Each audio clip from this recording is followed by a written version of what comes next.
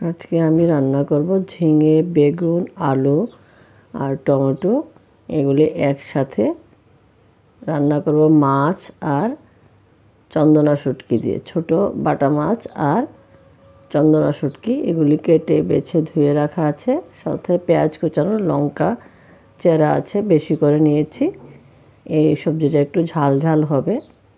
এখন আমি এর মধ্যে মাছ আর শুটকিগুলির মধ্যে নুন দিয়ে দিচ্ছি আর একটু দিয়ে দেবো সামান্য হলুদ। নুন হলুদ দিয়ে এগুলিকে আমি আলাদা করে করে ভেজে নেব, মাছ আর চন্দনা শুটকিটাকে। তো এগুলিকে এখন আমি ভালোভাবে মিশিয়ে নিচ্ছি। আর কড়াইতে আমি এখন দিয়ে দেব সামান্য সর্ষের তেল। রান্নাটা হবে সর্ষের তেলে। তো একটু নুন আর হলুদ দিয়ে দিয়েছি যাতে মাছগুলি লেগে না যায়। আমি মাছগুলোকে আগে ভেজে নিচ্ছি। মাছ ভাজা হয়ে গেছে, এগুলি একটু লাল লাল করে ভেজেছি। মাছ ভাজার পরে আমি আবার এগুলো তুলে নিচ্ছি। তুলে নিয়ে আবার এই কড়াইতে আমি দিয়ে দেব সামান্য তেল।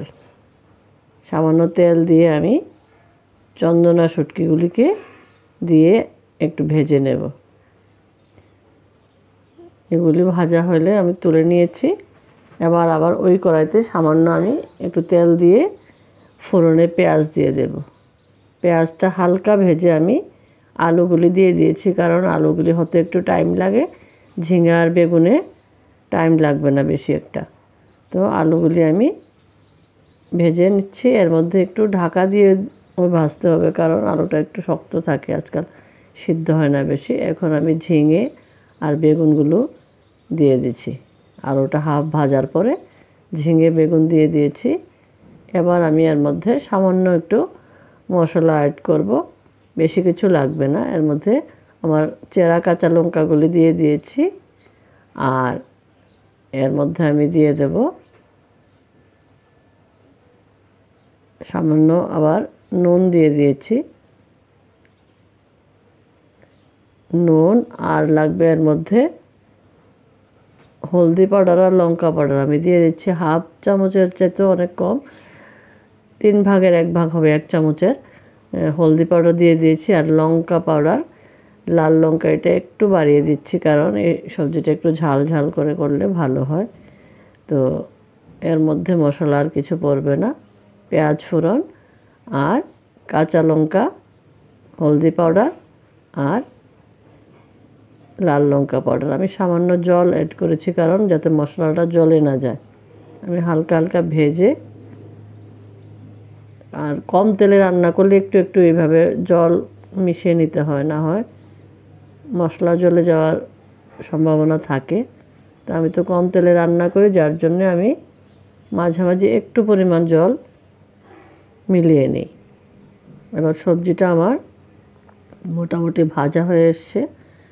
তো এর মধ্যে আমি এখন টমেটোগুলি দিয়ে দিচ্ছি। টমেটোগুলি বেশি আগে দিলে গলে যেত, এর জন্য টমেটোটা একটু আমি পরে অ্যাড করেছি। হালকা একটু ভেজে নেব আমি। সবজি আমার ভাজা হয়ে গেছে। টমেটোটা একটু মজে যাওয়ার জন্য আমি একটু সময়ের জন্য 1-2 মিনিটের জন্য আমি একটু আবার ঢেকে দিয়েছি। এখন আমি ঢাকাটা তুলে দেখব।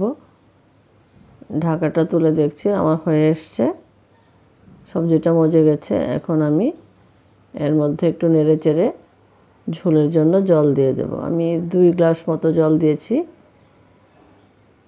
জলটা দিয়ে সবজিটা হালকা একটু ফুটে উঠলে, গরম হয়ে এলে তার মধ্যে আমি শুটকি আর মাছটা দিয়ে দেব।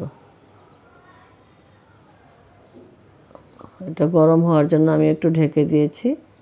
তো এর মধ্যে এটা গরম হয়ে এসছে, জলটা ফুটে উঠেছে। এখন আমি এর মধ্যে দিয়ে দেব আমার আগে থেকে ভেজে রাখা চন্দনা শুটকি আর মাছগুলো।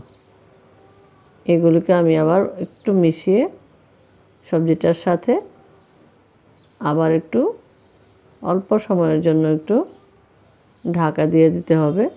দিয়ে সবজিটা রান্না হবে। আমার রান্না মোটামুটি শেষের পথে, কারণ সবজিগুলি আগে থেকে ভাজা হয়ে গেছে, সব ভাজা আছে। এবার একটু ঢেকে দিয়ে অল্প সময়ের জন্য দেব, কারণ না হয় সবজিগুলি নরম হয়ে যাবে। বাস আমার রান্না মোটামুটি শেষের পথে। হয়ে গেছে আমার বাটা মাছ আর চন্দনা শুটকি দিয়ে ঝিঙ্গা, আলু, বেগুন আর টমেটো দিয়ে একটা মুখরোচক একটা সবজি। এটা খেতে খুব ভালো লাগে, ভাতের সাথে খুব ভালো যায়। আপনারা যদি আমার রান্না পছন্দ করেন, লাইক কমেন্টস করে দেবেন। আর যদি আমার রান্নাগুলি দেখতে চান, তাহলে আমার চ্যানেলটাকে একটু সাবস্ক্রাইব করে দেবেন। হয়ে গেছে আমার, একদম কম তেল মশলায় করা হয়ে গেছে। বাস খেতে খুব সুস্বাদু হয়।